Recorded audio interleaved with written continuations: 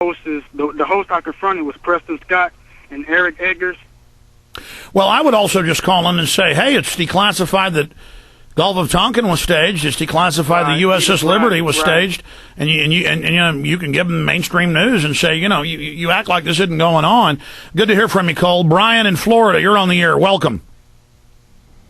Hey, Alex. Thanks for taking my call. You bet. I've got two questions for you. Actually, a question and a comment for you today. I just got done reading the proposed constitutional model for the new states of America by the Center for Democratic Studies. Are you familiar with that? Yes. In Santa Barbara, California? Yes, sir. I was wondering both of your opinions on this. Is this something that they might have waiting in the wings where they develop this legislation years before and then bring it into effect, or is this just an idea they had 30 years ago? No, they already tried to run that. They already tried to run that through at the sesquicentennial, if memory serves right, and that's a Carnegie Ford finance deal. I'm going from memory, but Bob even knows where they're located. Is my memory serving? Oh yes, I know them well.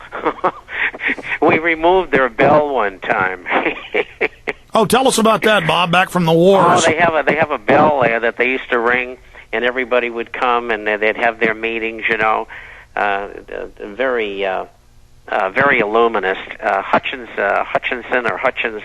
used to run the place, and it's an illuminous training ground for things of the future, and that's basically what it is. Okay, I hope that answers.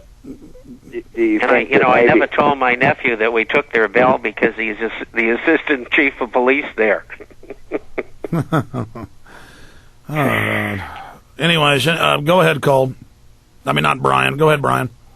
I was just curious if you thought this was something they might try to institute in the future after they crash the economy and possibly try to bring this legislation in. Yeah, they've been trying to set up this new system. I remember reading over that document more than a decade ago. I know they proposed it officially, didn't they, on the sesquicentennial and got some government funding for some big disgusting event. Yeah. It's all foundations usually. Yep. And it's a payoff also for people who have towed the line. And they get a nice salary and that sort of thing. Brian, I got to move quick here because I got some other questions. What was your comment? Just very quickly, I just wanted to recommend a book called The Shock Doctrine, The Rise of Disaster Capitalism. If anybody wants to understand what's going on in the country right now, I think that pretty much lays it out. Yeah, The Shock Doctrine of the IMF, which is designed to destroy an economy so they can consolidate it. But let's go ahead and talk to Christopher in Georgia. You're on the air with Bob Chapman. Go ahead. Hey, how you doing, Alex? I just had a quick question, kind of for closure, I guess, if I could put it that way, and it deals with the end of Dr. Paul's fight for the presidency. Mm-hmm. If all of the supporters were behind him till the very end, come what may, and we risked all the resources that we had or we barely had to raise money for him and spread his message and wouldn't have abandoned him for anything. Mm-hmm. Why was there not a relentless effort, on his part or on for our behalf to expose the voter fraud that we all suspected? Well, look, we asked Ron Paul to run. He's the best candidate we had. He's not perfect. His chief of staff died. His wife's almost dead. He's 73 years old and really burnt out, okay, if you really want to know. He's got arthritis so bad he can barely open up his hands. He does 10, 15 radio interviews a day. He's burnt out, and there's a lot of backstabbing, and a lot of second guessing now. And the point is that he got in the arena, he got bloodied, he burned himself out. I'm a young man, and this stuff's tough on me. And so I'm hearing a lot of talk shows say 9/11 truth's dead, bad-mouthing Ron Paul, all this crap, and then other people are kind of mockingbird and picking that up. Now, I was worried about this the whole time because there was delusion. Even when he was shutting down the campaign, that's a lie, it's not really over. And, some of these people said I was lying. Ron Paul hadn't told me that, he didn't want people to try to take delegates from McCain. And then Ron Paul had to come on air and say he had said that, and I was still bad. And I'm not bashing you here, Christopher. It's just Ron Paul was one person, one vehicle to wake up tens of millions and energize the young people on campus. And we did that, and it was one more step in the fight. This is a long fight. It isn't one punch. It's bam, bam, bam. It goes 12 rounds. Then it goes 12 rounds again. And it's who wants it. You understand that? It's over and over and over and over and over and over and over and over. And you don't stop. It's going the distance. It's going all the way. It's the dedication. It's the commitment. You understand that? And for those that get in the arena, it's easy to imagine things are fun. And I'm sure you're in the arena too. The point is that Ron Paul, has done a great job. He's not perfect, but no one is. And we just need to keep our bullets down range on the New World Order. Anything else, Christopher? Yeah. My wife is in the Navy Reserves. Mm-hmm.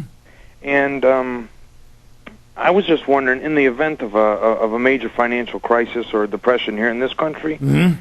do you believe that those serving in the armed forces are going to suffer from, any type of, pay slash or I wouldn't say unemployment, but how would they compensate? They're not compensating the troops for the inflation. Thanks for the call. And I wasn't trying to bash you, Christopher, but do you want to comment on what he was saying about Ron Paul? Well, I think people are disappointed, and they don't understand the things that you do.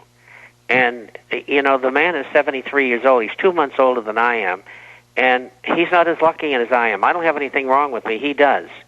And he did the best he could, and he woke up a lot of people. He showed that there was a lot of people who were unhappy in America.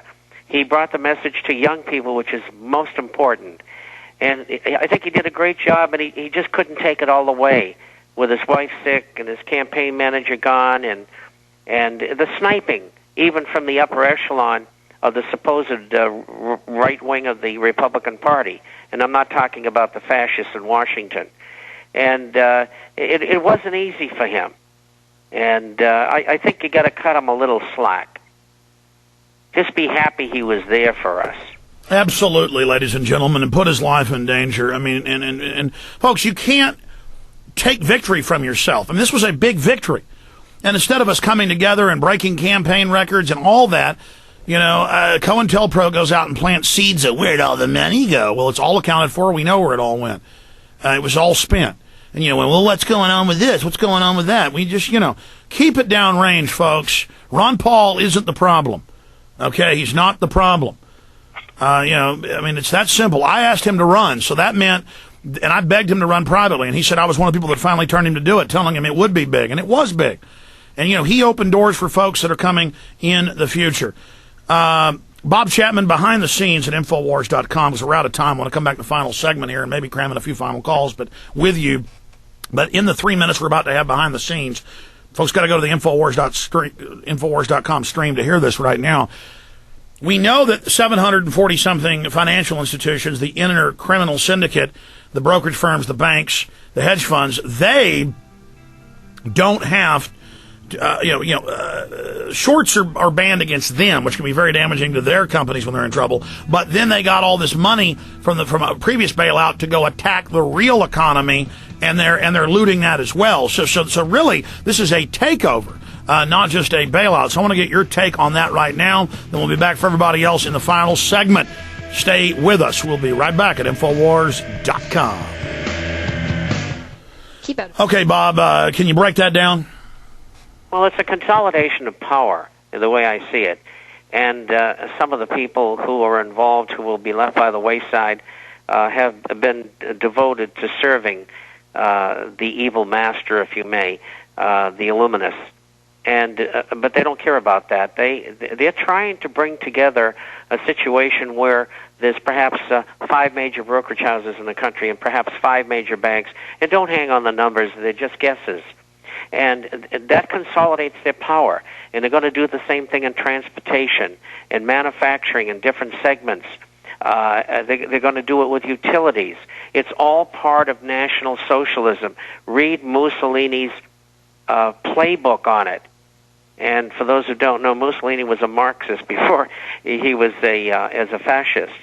And it's the marriage of the state with corporations and industries, and the government will end up owning everything.